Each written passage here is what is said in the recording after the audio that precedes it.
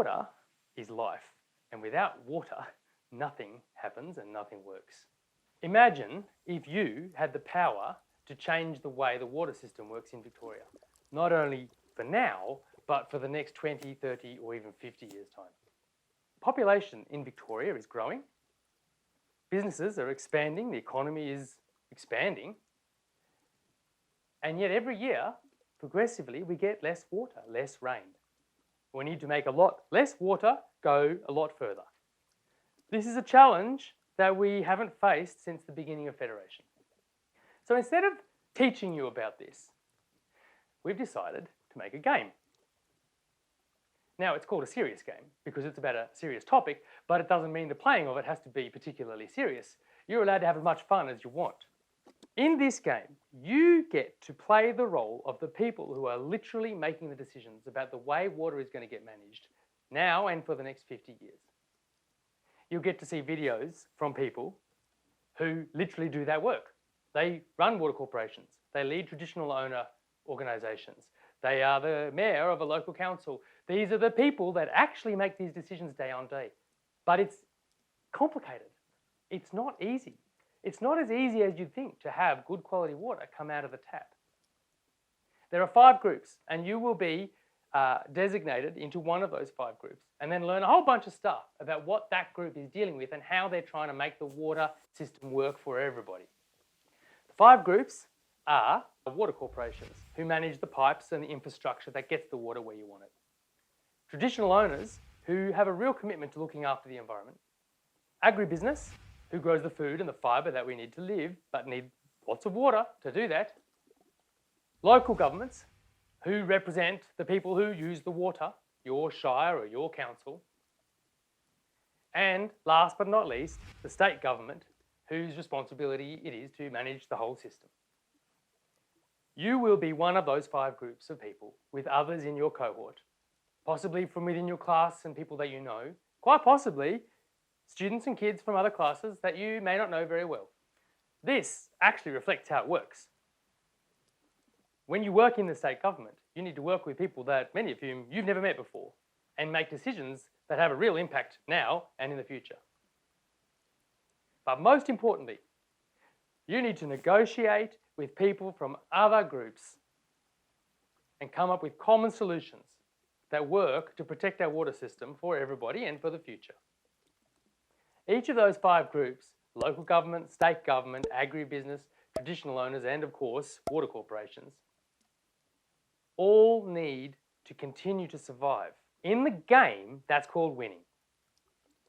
Each of these groups has a different way of winning the game. Traditional owners win if they can ensure that the environment is looked after. Local government will win if they can ensure that their people are getting good quality water when they want it and they get re-elected. Agribusinesses want to make money, so when they're making more money, they win. If you become a representative of a water corporation, you win if you can make sure that you have enough money to keep the pipes and the infrastructure and the irrigation running for everybody so the water gets where it needs to go without going bust, because it's not cheap. If you are from state government, you win if you get a promotion and are able to have more influence over the system than you had before because you've proven you're good at your job. Those 5 groups all want slightly different things. You can all win, but you need to negotiate and come up with some creative ways of working together. There's one key thing, though, that's really important to understand. You can all lose. You might win individually, but you all lose together. How do you think that would happen in the water system? If the dams go empty and we run out of water, the game ends. And you can have a conversation about how you got there. That's the fundamental piece. No water, no game. You need to keep enough water in the system for everyone to get what they need. And at the same time, make sure that your group gets what it needs to win the game. So you can see there's a little tension sometimes between the different outcomes that you're trying to accomplish. Your job is to talk with your colleagues and decide how to act together. Now I'm going to talk a little bit about the dynamics of the game. The teachers will go through this with you in more detail, but just the basics so you kind of get your hands on the fingers and dials of this. Firstly, you're going to be randomly selected to go into 5 different groups, each one representing these different stakeholders. Then you get to watch a video from someone who literally does that job, and you get to think about with your friends and colleagues how you're going to play this game and what you want to accomplish together. There's some rules that you can read, not too complicated, but at the heart of them lies a couple of decisions that you can make. Different groups can make different decisions. State government and water corporations can build desalination plants, water treatment plants, renewable energy parks, all kinds of great stuff.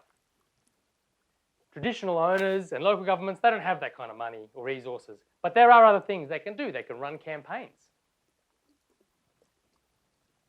They can advocate, and they can leverage, and they can pressure, and they can negotiate. And you guys get to run the game yourself.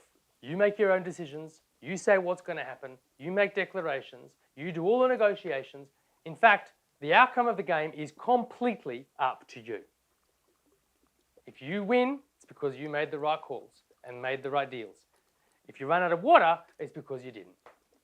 The game itself runs in rounds of 6 minutes. So for every 6 minutes, the teachers are going to step back and let you guys do whatever you think is the right thing to do. Then they'll stop the game for a minute. You can have a chat, and then there'll be another 6 minutes, and that goes 5 times. Every 6 minutes represents about 3 years.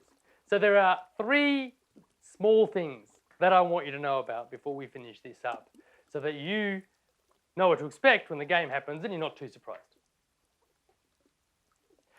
The first is that there's going to be a teacher sitting at the front of the room with a laptop. And that laptop is going to be projecting up onto the wall all the measures that allow you to know how the game is going. How healthy is your water system? There are 5 measures that let you know how well you're going. The most important, obviously, is how much water is in the dams. Are they full or are they nearly empty? In which case, you need to make some serious decisions very quickly to get that water level back up.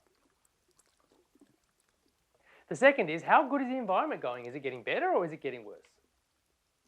The third is, what is your carbon footprint? How many greenhouse gas emissions does it take to get water from one place to another and make sure it's clean?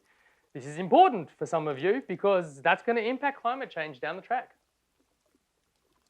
The fourth is, what level of water restrictions do you have? Are you allowed to have a shower 2 or 3 times a day or only once every 3 days? And the fifth is really obvious.